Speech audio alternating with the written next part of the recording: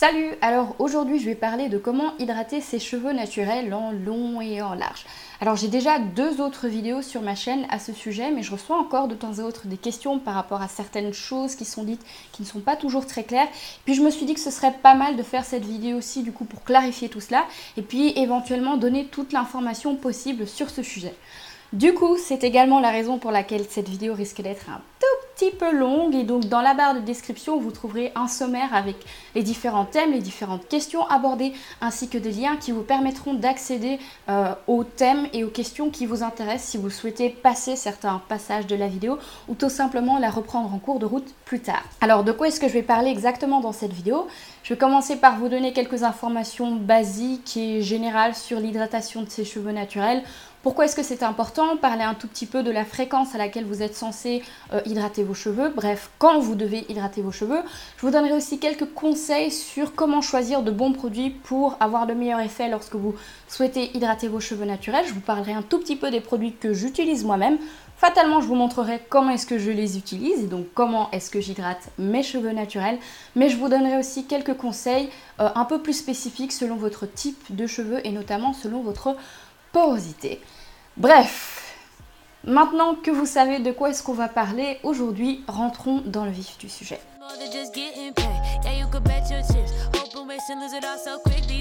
Alors, cheveux naturels, crépus, nappy, afro, quel que soit le nom que vous leur donniez, ils sont de nature sec et c'est dû aux boucles qu'ils forment qui font que c'est très difficile pour le sébum sécrété par votre cuir chevelu de venir envelopper l'ensemble de la fibre capillaire et donc protéger vos cheveux, les garder hydratés, ce qui signifie que c'est nous qui devons venir agir de façon externe avec des produits pour hydrater nos cheveux. Alors fatalement, hydrater ses cheveux naturels, je pense que vous savez toutes que c'est important puisque des cheveux secs, ça veut dire des cheveux qui se cassent plus facilement. Et si vous essayez d'entretenir de la longueur, bref, d'avoir de beaux et longs cheveux, c'est une bonne idée d'apprendre à hydrater vos cheveux. Alors je vais être très claire, c'est pas toujours facile de savoir comment réaliser cela, de trouver la formule qui fonctionne, l'ensemble des produits, des bonnes pratiques, etc. Surtout quand on est bombardé d'informations et qu'on a, différentes sources, différentes personnes qui ont différentes méthodes qui ne fonctionnent pas nécessairement aussi bien sur nos cheveux que sur les cheveux d'une autre personne, parce que parfois même si vous regardez vos cheveux et qu'ils semblent très similaires aux cheveux d'une autre personne, ils vont réagir de façon différente aux différents produits, aux différentes méthodes que vous utilisez, etc. Tout cela pour dire que oui, ça n'est pas toujours aisé de trouver la formule qui convient pour vos cheveux spécifiquement, mais une fois que vous avez trouvé cette formule, tenez-la bien puisque ça rendra votre vie beaucoup plus facile et à partir de ce moment-là, pour être très honnête, vous n'avez plus tant que ça à apprendre à propos de vos cheveux naturels.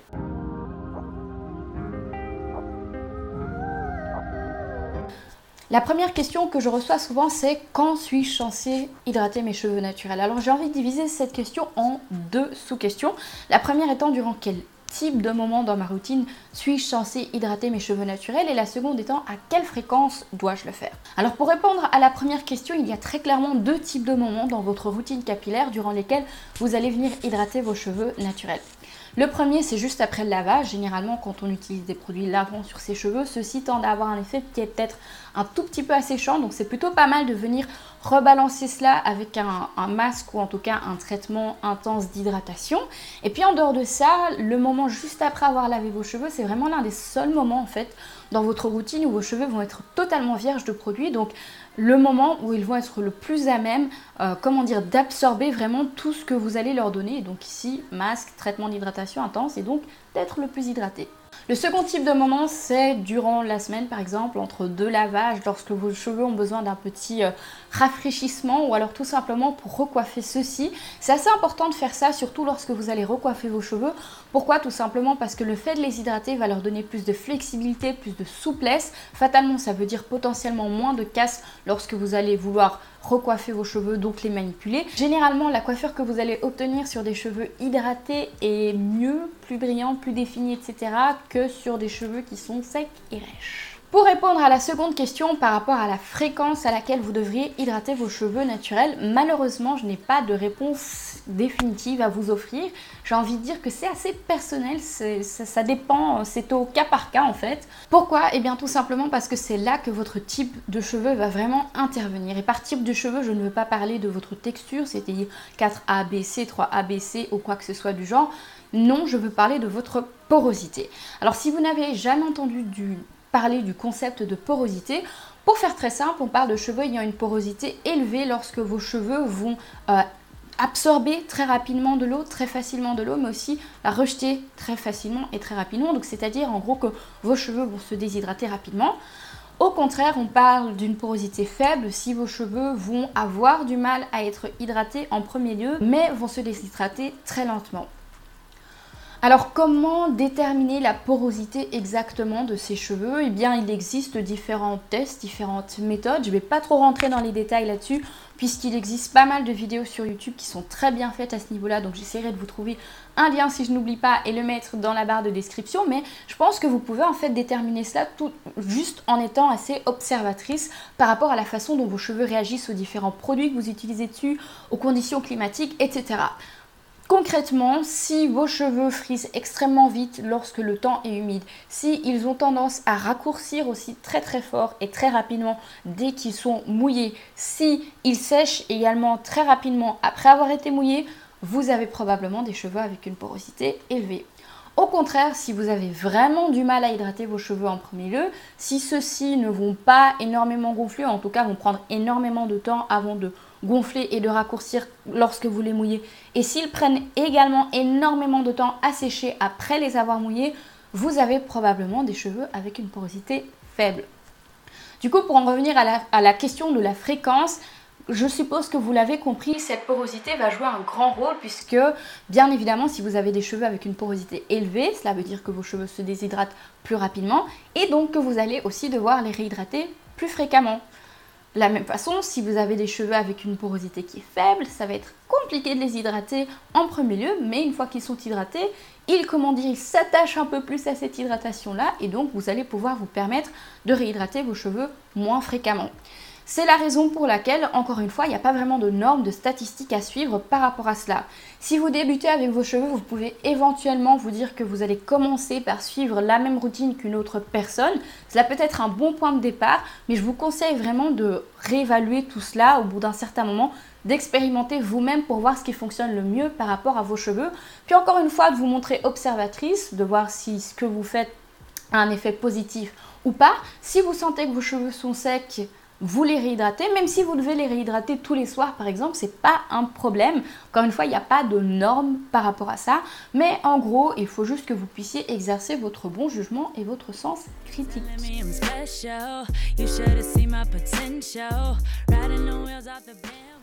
Alors, à quoi est-ce que des cheveux hydratés sont censés ressembler? Ça a l'air très très bête comme question parce que ça a l'air d'être évident en fait, mais je pense que ça ne l'est pas pour tout le monde, surtout pour les personnes qui débutent réellement avec leurs cheveux naturels, qui ne savent pas exactement que faire et qui n'ont jamais vu leurs cheveux qui étant extrêmement secs. Parfois c'est facile de bâtir certaines idées dans sa tête qui ne sont pas très réalistes. Alors, pour commencer, je pense qu'il y a certaines personnes qui pensent que le fait d'hydrater leurs cheveux va changer leur texture. Certes, il y a une différence de texture entre des cheveux qui sont secs et des cheveux hydratés. Normal, j'ai envie de dire. Souvent, vous allez avoir un tout petit peu plus de définition et de brillance, mais encore que là, ça dépend au cas par cas. C'est quelque chose de très individuel et on n'est pas tout égal à ce niveau-là. Mais si vous avez des cheveux de type 4C par exemple, ne vous attendez pas à ce que vos cheveux se transforment soudainement en des cheveux de type 3B parce que ça ne va pas arriver malheureusement ou heureusement bien évidemment. Donc vous allez avoir un petit changement de texture, comme j'ai dit, plus de définition, etc. Mais vous n'allez pas obtenir un changement drastique simplement parce que vous hydratez vos cheveux.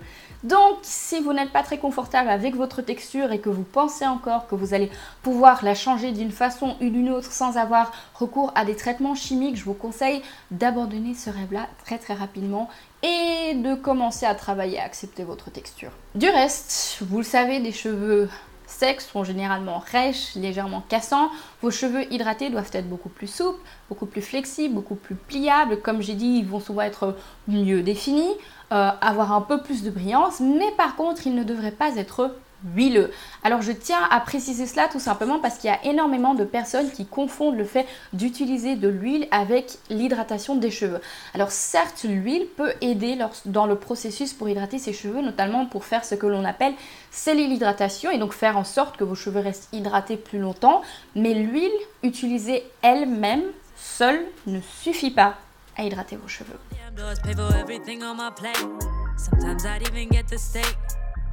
Parlons maintenant un tout petit peu produits. Alors je vais vous donner ici, comme j'ai dit, quelques conseils pour pouvoir choisir vos produits. Le but est tout simplement de vous orienter un tout petit peu. Si encore une fois vous n'avez pas vraiment d'idée par rapport à ce que vous êtes censé acheter, vers quel genre de produit vous êtes censé vous tourner. Bien évidemment, le but c'est pas nécessairement que vous vous mettiez à lire religieusement toutes les listes d'ingrédients sur les produits que vous possédez ou que vous prévoyez d'acheter, mais tout simplement que vous soyez un tout petit peu alerte par rapport à ce qui se trouve dans ces produits-là et ce qui pourrait expliquer que vous obteniez un tel effet ou un autre. Bref, le premier type d'ingrédient que je vous conseillerais de rechercher dans un produit que vous souhaitez utiliser pour hydrater vos cheveux naturels, ce sont des humectants. Alors les humectants, ce sont des agents qui vont permettre d'attirer les molécules d'eau, ce qui est particulièrement pratique lorsqu'on cherche à hydrater ses cheveux, bizarrement. Alors les humectants que l'on retrouve les plus souvent dans des produits, ce sont la glycérine végétale, le miel et tous les composés qui contiennent pas mal de glucose, donc qui sont relativement sucrés comme le lait de coco par exemple. Bien évidemment, il en existe bien d'autres, j'essaierai d'en mettre encore d'autres dans la liste dans la barre de description si ça vous intéresse de lire plus par rapport à ça, mais donc ça vous donne déjà une petite idée du genre de produit vers lequel vous pouvez vous tourner. Dans mon cas, comment est-ce que j'ai découvert exactement les effets des humectants? Eh bien, c'est tout simplement parce qu'à force de tester différents produits, je me suis rendu compte que mes cheveux réagissaient particulièrement aux produits qui contiennent du miel. Et donc, par rapport à ça, je me suis dit, tiens, quelles sont les propriétés du miel exactement qui font que mes cheveux réagissent de telle façon? Et en me renseignant, eh bien, j'ai trouvé que le miel était un humectant et du coup, ça avait beaucoup plus de sens. Par contre, je vous conseille de prêter attention lorsque vous allez utiliser des humectants parce que leur effet peut varier selon les conditions climatiques. Si vous vivez à un endroit avec un climat qui est relativement sec, ce qui va se passer malheureusement, c'est que l'humectant va attirer les molécules d'eau, mais malheureusement, celui-ci va attirer les molécules de vos cheveux et les donner à l'air alentour, donc dessécher vos cheveux, ce qui est un peu le contraire de l'effet que vous avez envie d'obtenir. Maintenant, si tout comme moi, vous habitez en Belgique, un endroit où il pleut quasiment 300 jours par an et où le temps a tendance à être relativement humide, vous n'aurez sûrement pas ce genre de problème. Le seul problème éventuellement que vous aurez, c'est que vos cheveux vont friser plus rapidement. Encore une fois, pour le même principe, l'humectant va attirer les molécules d'eau venant de l'air ambiant et les refourguer à vos cheveux, donc ça va faire friser vos cheveux plus rapidement. Mais dans mon cas, je sais que mes cheveux vont de toute façon friser au bout d'un moment, vu l'humidité, donc ça ne change pas grand-chose. La seconde catégorie d'ingrédients que je vous recommande d'avoir dans des produits hydratants, ce sont des émollients. Alors les émollients, ce sont des substances qui vont venir ramollir vos cheveux, qui vont les rendre plus souples, plus doux, plus brillants et qui vont aussi former une sorte de couche protectrice qui va permettre de préserver l'intégrité de vos cheveux. Et donc, les émollients que l'on retrouve les plus communément dans les cosmétiques pour les cheveux, ce sont les huiles végétales comme par exemple l'huile de noix de coco ou l'huile d'amande ou toute autre huile ou beurre végétal également. Je vais maintenant parler un tout petit peu de certains produits que je vous recommande. Bien évidemment, vous n'êtes pas obligé d'acheter ou d'utiliser les mêmes produits que moi. Le but est simplement de vous donner des exemples de ce que je considère comme étant des plutôt bons produits.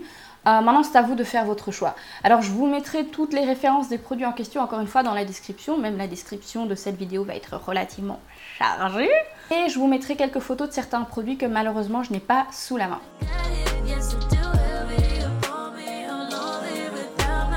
Question leave-in, le premier leave-in que je recommande, c'est celui-ci de chez Carol's Daughter, dont j'ai déjà parlé pas mal. Le seul petit bémol avec celui-ci, bon déjà c'est que l'emballage devient très cracra à force de l'avoir utilisé, mais qu'il n'est pas exactement gratuit.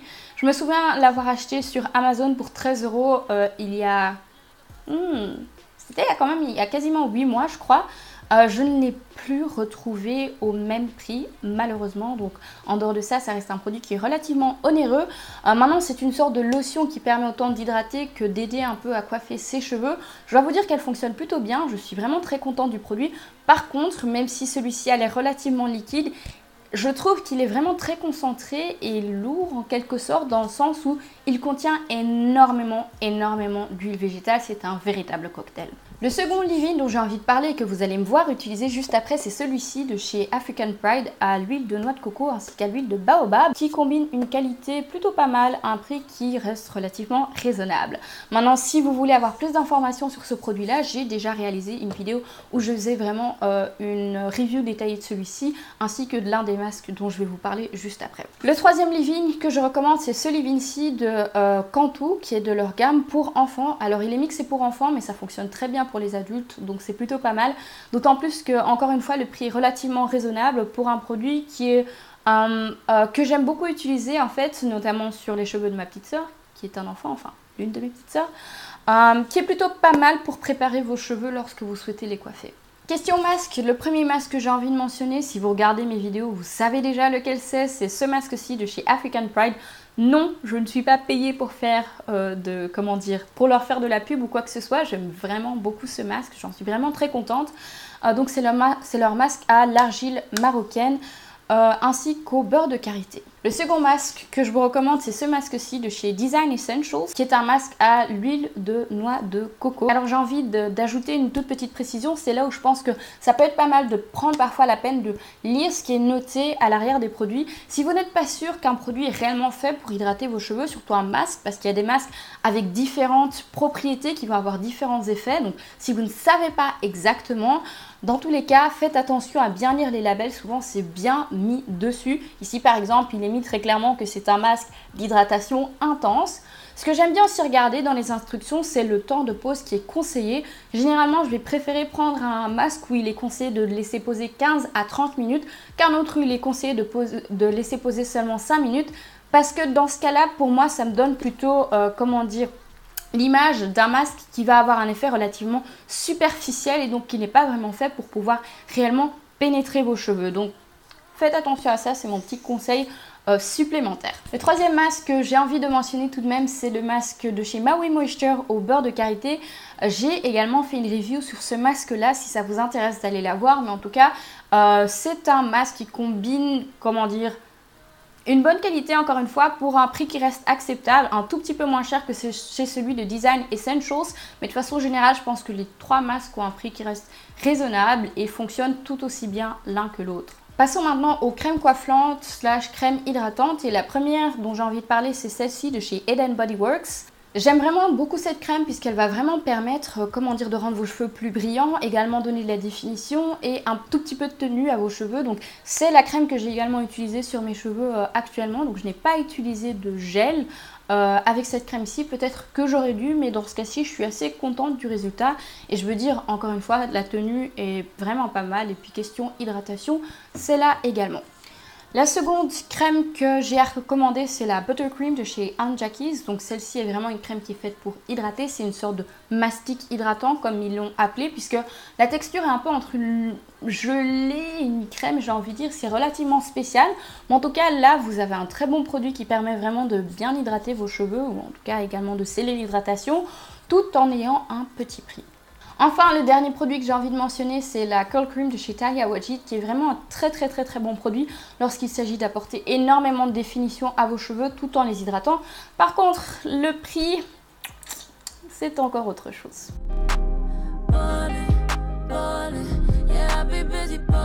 Maintenant, passons à la pratique concrètement, comment hydrater ses cheveux. Parlons d'abord de comment hydrater ses cheveux après le lavage. Je sais que ça peut paraître, évident ce que je vais dire ici, mais j'ai tout de même envie de donner quelques petits conseils et recommandations supérieures plutôt que de juste dire appliquez votre masque et c'est fini. Alors vous allez voir ici, je vais vous le montrer en image. Généralement, moi j'aime bien appliquer mon masque en divisant mes cheveux en sections. C'est à peu près le seul moment dans mon wash day en fait où je fais ça, tout simplement parce que j'ai vraiment envie de pouvoir répartir correctement le produit dans mes cheveux et m'assurer que celui-ci va vraiment couvrir toute ma chevelure correctement. Alors vous pouvez éventuellement, si vos cheveux ne sont pas trop emmêlés, Utiliser une brosse pour faire cela, ça va vraiment permettre de bien répartir le produit. Alors, quant à la quantité de produits à utiliser, j'aimerais quand même dire un mot par rapport à ça. Tout simplement parce que je pars du principe que si un produit fonctionne bien, qu'il est efficace, vous ne devriez pas avoir à utiliser, des poignées de produits. Alors, je sais que c'est très facile d'avoir la main lourde, surtout quand on a les cheveux relativement épais et donc que dans sa tête, on se dit qu'on doit aussi du coup utiliser énormément de produits pour couvrir ses cheveux. Alors ici, vous allez le voir, j'ai trouvé que j'ai eu la main quand même pas mal épaisse, mais généralement, j'essaye vraiment en fait de n'utiliser que ce dont j'ai besoin. Alors bien évidemment, c'est pas dramatique si vous utilisez énormément de produits, ça va pas faire tomber vos cheveux, hein, qu'on se le dise, mais je trouve que c'est plutôt pas mal de n'utiliser que ce dont on a besoin, tout simplement parce que ça permet d'utiliser un produit plus longtemps, d'en utiliser moins à chaque fois du coup, et donc éventuellement d'économiser un tout petit peu d'argent. Surtout que vos cheveux ne peuvent absorber qu'une certaine quantité de produit. Au-delà de ça, il va rien se passer, ça va juste finir par être rincé et partir dans les canalisations. Donc comment est-ce que j'évalue exactement si j'utilise trop de produits ou pas? Eh bien ce que je vais faire, c'est que je vais poser mon masque comme je vous l'ai indiqué. Je vais laisser poser pendant un moment et puis une fois que c'est terminé, eh bien, je vais un peu évaluer l'état de mes cheveux. Si mes cheveux sont encore très blancs, donc il y a encore énormément de produits dedans, ça veut soit dire que le produit n'est pas vraiment, ne pénètre pas correctement ça veut soit dire que le cheveu ne pénètre pas très bien mes cheveux. Ça veut soit dire que le produit ne pénètre pas très bien mes cheveux, et ça c'est plutôt un point négatif lorsqu'il s'agit d'un masque. Soit cela veut dire que mes cheveux ont pas mal absorbé le produit, mais que j'en ai mis vraiment de trop, que je les ai saturés. Donc à ce moment-là, ça veut dire que la prochaine fois, je devrais un tout petit peu réduire la quantité de produits que j'utilise. Et donc par rapport à cela, eh bien, je fais mes ajustements et finalement j'arrive à peu près à un équilibre où je sens que ok, là c'est la bonne quantité de produits à utiliser. Alors moi, une fois que j'ai appliqué mon masque sur mes cheveux, généralement je vais aller me poser sous mon steamer. Si vous ne savez pas ce que c'est, si vous êtes curieuse par rapport à ça, j'ai également une vidéo dédiée à ce sujet-là que vous pouvez aller voir, que je vais aller mettre dans la description. Oui, je fais de la pub pour toutes mes vidéos, puisque en fait j'ai des cheveux qui ont une porosité faible et donc la chaleur va vraiment aider à venir ouvrir les cuticules de mes cheveux et donc aider à faire pénétrer le produit dans la fibre capillaire et donc à hydrater correctement mes cheveux. Si tout comme moi vous avez des cheveux à porosité faible, vous pouvez vous tourner également vers un steamer, mais il existe d'autres options qui sont moins onéreuses comme des bonnets chauffants par exemple, ou l'utilisation d'un sèche-cheveux couplé avec un bonnet qui est branché à celui-ci. Par contre, si vous avez des cheveux avec une porosité élevée, ça ne sert à rien d'utiliser de la chaleur. Vous allez juste vous compliquer la vie pour rien du tout en fait. Vos cheveux absorbent très bien et très facilement de l'humidité, de l'eau, de l'hydratation, tout ce que vous voulez. Donc il vous suffit tout simplement de poser votre masque sur vos cheveux, de mettre un sac plastique ou un bonnet en plastique par-dessus et attendre que le tout fasse son travail. Pas besoin de venir ajouter de la chaleur à cela. Vos cheveux se débrouilleront très bien sans. Comment hydrater ses cheveux quand on cherche à les rafraîchir, comme j'ai dit plus tôt, ou tout simplement à les recoiffer? Eh bien là, il existe différentes méthodes, dont certaines qui sont presque officielles au point où on en est, notamment la LCE et la LEC Methods. Bref, ce sont juste des lettres en anglais qui sont utilisées pour représenter l'ordre dans lequel vous êtes censé utiliser les produits. L pour liquid, O pour oil et C pour cream. Donc concrètement, LEC ça veut dire liquide, huile plus crème, et puis LCO c'est d'abord, vous allez d'abord appliquer votre liquide, venir avec votre crème et puis terminer par une huile. Alors personnellement, je ne suis pas trop attachée à ces titres-là, tout simplement parce que en fait, j'ai envie de dire que j'utilise aussi bien l'une méthode que l'autre. Ça dépend vraiment des produits que j'utilise à ce moment-là. Ici, vous allez le voir, j'ai commencé, mes cheveux étaient relativement secs. Je sortais d'un petit twist out. Donc, je vous montrerai un tutoriel dans pas très longtemps. N'hésitez pas à vous abonner et à activer la cloche pour avoir toutes les notifications et ne pas rater cette vidéo. J'ai commencé par venir avec mon spray, donc une bouteille de spray qui contient tout simplement de l'eau, mais vous pouvez ajouter d'autres éléments dedans. Puis j'ai fait suivre par l'après-shampoing sans rinçage de chez African Pride, dont j'ai parlé précédemment. Après cela, je suis venue appliquer de l'huile. Ici, il s'agit d'un mélange d'huile de ricin, de noix de coco ainsi que d'argan. Et enfin, je suis venue appliquer ma crème de chez Head & Body Works pour m'aider à coiffer mes cheveux par la suite. Du coup, ici, comme vous le voyez, j'ai utilisé 4 produits différents. Alors, la raison pour laquelle je dis encore une fois que ces méthodes-là sont pas nécessairement très claires, c'est parce qu'il n'y a pas toujours de consensus sur ce qu'est censé être un liquide. Certaines personnes vont vous dire que le liquide peut être autant de l'eau qu'un leave-in, et d'autres personnes vont vous dire que c'est strictement un leave-in. Donc, dans ce cas-ci, par exemple, par rapport à ce que je vous ai montré, j'ai utilisé 2 liquides, ce qui ne suit pas tout à fait la méthode qui est prescrite. Dans d'autres cas, si j'utilise d'autres produits, par exemple si j'utilise la Buttercream de chez Aunt Jackie's, je vais commencer par appliquer de l'eau avec ma bouteille spray, venir avec la Buttercream de chez Aunt Jackie's et puis terminer avec une huile. Et donc dans ce cas-ci, j'ai appliqué la LCO méthode, contrairement à la dernière fois où j'ai appliqué la LOC méthode. Et donc là, vous voyez très bien que la méthode a changé tout simplement parce que les produits que j'ai utilisés ont changé également. Du coup, je vous conseille vraiment de ne pas trop vous attacher à cela, je le donne juste à titre informatif, mais je vous conseille tout simplement, encore une fois, de finalement tester différentes options, tester différents produits, différentes combinaisons, différents ordres, de jouer un peu avec jusqu'à ce que vous trouviez la combinaison qui vous convient le mieux. Bien évidemment, ne mettez pas de l'eau ou en tout cas votre produit liquide après avoir mis l'huile, ça ne sert à rien. Ça ne sert vraiment à rien. Par contre, quoi qu'il arrive, il ne faut pas passer cette étape de l'huile. Je pense que c'est important puisque c'est vraiment l'un des produits qui va venir aider à conserver l'hydratation de vos cheveux et éviter à vos cheveux de se déshydrater 5 heures après que vous les ayez hydratés, ce qui serait vraiment dommage.